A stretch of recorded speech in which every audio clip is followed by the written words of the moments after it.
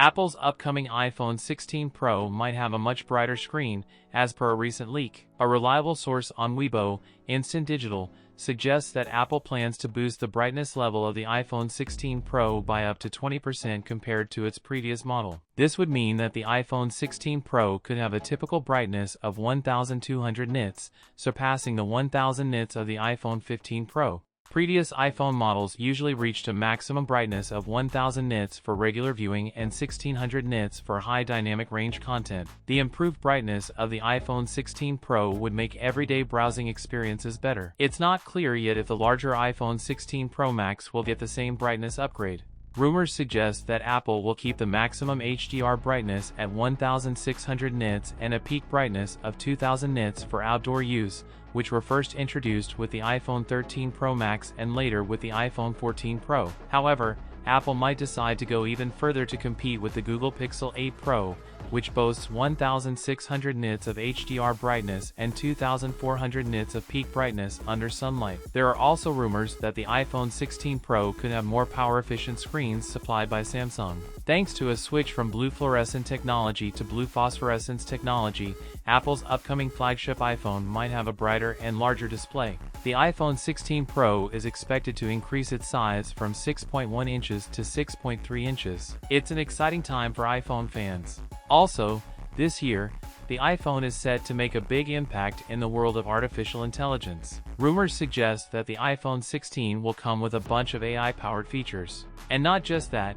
but iOS 18 will also put a strong focus on AI. Exciting stuff, right? A new report has come out explaining how Apple plans to make these AI features work.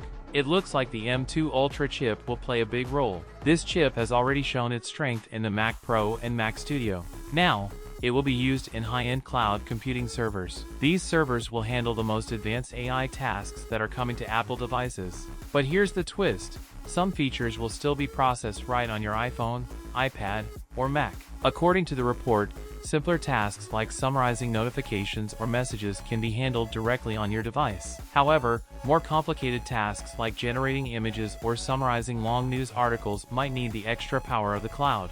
And what about Siri? Rumor has it that an upgrade for Siri will also depend on a connection to the cloud. So, while some AI stuff will happen on your device, others will use the big resources of the cloud. Overall, it seems like Apple is really diving into AI this year. With the M2 Ultra chip and the cloud's power, get ready for a whole new level of smartness on your Apple gadgets.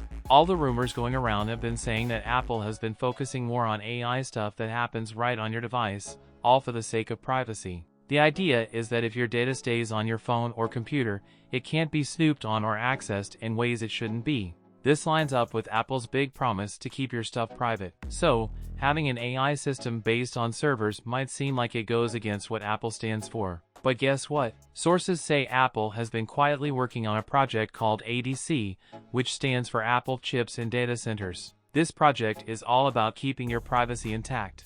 While we don't know all the details, it's believed that they're using something called Secure Enclave to make sure your data stays safe. This Secure Enclave can keep your data safe if there's ever a breach. At first, Apple will use its own data centers for this, but later on, they might team up with other companies to expand. Just like the other iPhone 16 models, we expect the iPhone 16 Pro Max to run on iOS 18, which Apple is still working on. We don't know a lot yet, but the early buzz is that AI is going to be a big deal in the new software. And it sounds like iOS 18 could be Apple's biggest update yet. In fact, they might really focus on generative AI features in this update. Mark Gurman's report suggests that iOS 18 will offer more ways to customize your iPhone's home screen and might introduce some new features. While we don't have all the details, it's expected to include improved widget placement options and new layout choices. Now, for those of you eager to learn about the Apple iPhone 16 series, let's go over the complete specs,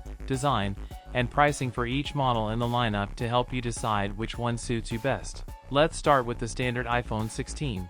It comes with a 6.3-inch OLED display, but it's still using an LTPS display technology. The iPhone 16 will have a taller aspect ratio compared to last year's model, and it's protected by Ceramic Shield 2. There's a new dynamic island that covers the 12-megapixel selfie camera and Face ID sensors. On the back, there's a 12-megapixel primary camera and a 12-megapixel ultra-wide camera. It runs on the A18 chipset, likely with 6 GB of RAM and up to 512 GB of storage. The battery capacity is 3,561 mAh with 30W fast charging support. It also comes with advanced 5G, Bluetooth 5.3, and Wi-Fi 6E. It will ship with iOS 18 and is expected to start at around $850 when it launches in September 2024. Next up, we have the iPhone 16 Plus. It features a 6.9-inch OLED display, also using LTPS display technology. The iPhone 16 Plus has a taller aspect ratio compared to its predecessor and is protected by Ceramic Shield 2. Like the standard model, it comes with the new dynamic island covering the 12-megapixel selfie cameras and Face ID sensors.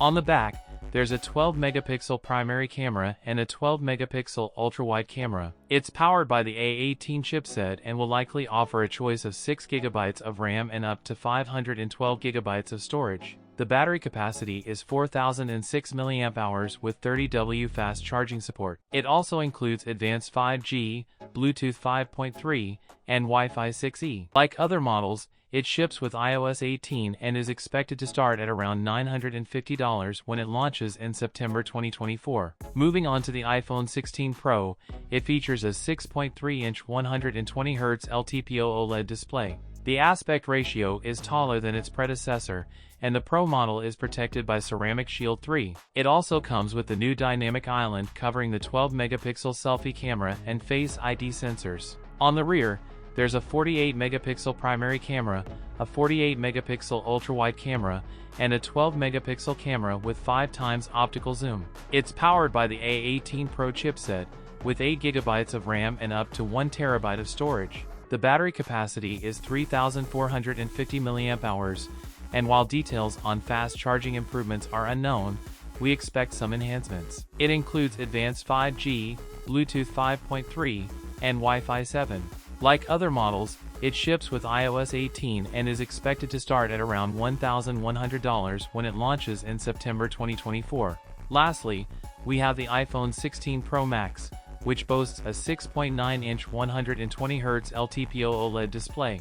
Like the other phones, it has a taller aspect ratio than its predecessor and is protected by Ceramic Shield 3. It also features the dynamic island covering the 12-megapixel selfie cameras and Face ID sensors. On the back, there's a 48-megapixel primary camera, a 48-megapixel ultra-wide camera, and a 12-megapixel periscope camera with 5 times optical zoom. It's powered by the A18 Pro chipset, with 8 GB of RAM and up to 1 TB of storage. The battery capacity is 4,676 mAh, and while details on fast charging improvements are still unknown, we expect some enhancements.